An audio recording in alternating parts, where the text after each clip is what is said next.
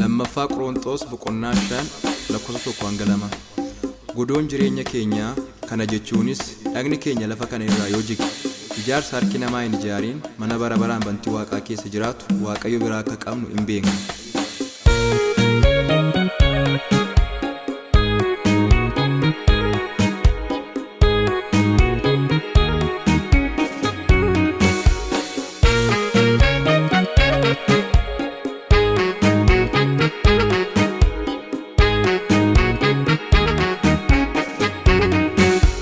Godoon keenya inni kun yoo jige dhaala qabnaa gubbaa Waaqarraa iddoo aktuun nu jalaan jiksine nuuf ijaareera inni Waaqarraa. Ameen. Godoon keenya inni kun yoo jige dhaala qabnaa gubbaa Waaqarraa iddoo aktuun nu jalaan jiksine nuuf ijaareera inni Waaqarraa. Ameen. Biyya Waaqaa yeroon yaadu guddisee gammada achi dhaqee jiraachuudhaaf garaan koo na yaada. Biyya Waaqaa yeroon yaadu guddisee gammada achi dhaqee jiraachuudhaaf garaan koo na yaada.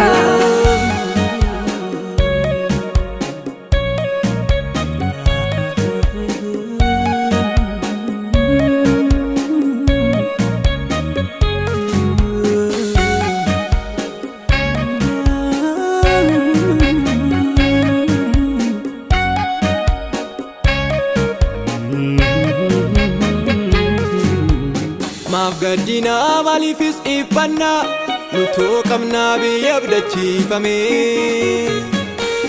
iddoo bahuuf hawwachuun hin jirre deemuuf jirra ulfina marfamne.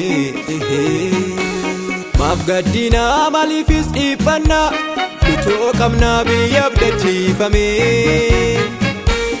iddoo bahuuf hawwachuun hin jirre deemuuf jirra ulfina marfamne. Ameen. Achiin jiru rakkinni inni har'a nagaa jira nagaa irraa hafa Gooftaa wajjin ijaa wal argine inja jannaa farfannaa araadhaan. Ameen. Amma libsuu ijaas geeddaramna kochoof abidda isaatti marfamna biyya baraa baraan dhuma hin qabne jiraachuudhaaf nuyi abdii qabna. Biyya Waaqaa yeroon yaadu guddisee gammada achi dhaqee jiraachuudhaaf garaan koo na yaada. Biyya Waaqaa yeroon yaadu guddisee gammada achi dhaqee jiraachuudhaaf garaan koo na yaada.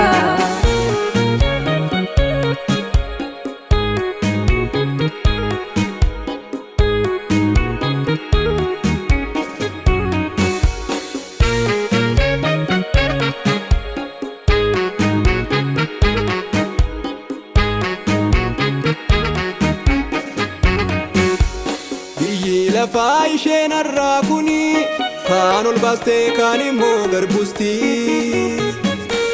nuyi asii dhaala waan hin qabneef har'a garuu nutti ni hammatti. Otoo asii dhaala qabna ture nuufis egaa nu mijata ture dachee har'a argamtee bor dhabamtu aanumayyoo bu'aa ishee nagarree.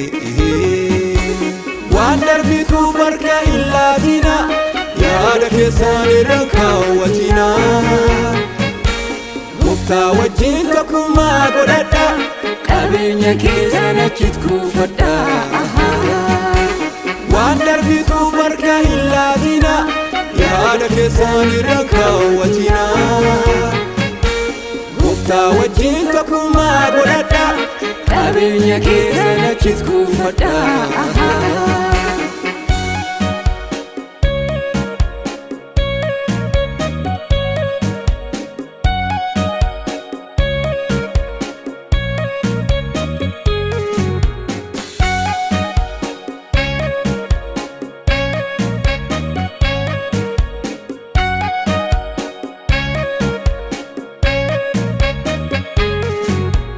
gamoon walirratti ijaarame jiguuf jedha guyyaa eegamalee. Wanti mimmiidhagee nama hawwatus yeroo dhumaa firdi eegamalee. Dhaloonni maaf kana hin hubatu waan darbituu dhugaa maaliif kaatu. Gaafa Yesuus deebi'ee mul'atu eenyu eegaa kan isa simatu. Biyyi lafaaf wanti ishee keessa ni dhidhimaa guyyaa gaafa tokko. Warri Yesuusin abdiin eeggatan ni barrisuu gara biyya tokko. Ameen. Biyyi lafaa wanti ishee keessa ni dhidhimaa guyyaa gaafa tokko.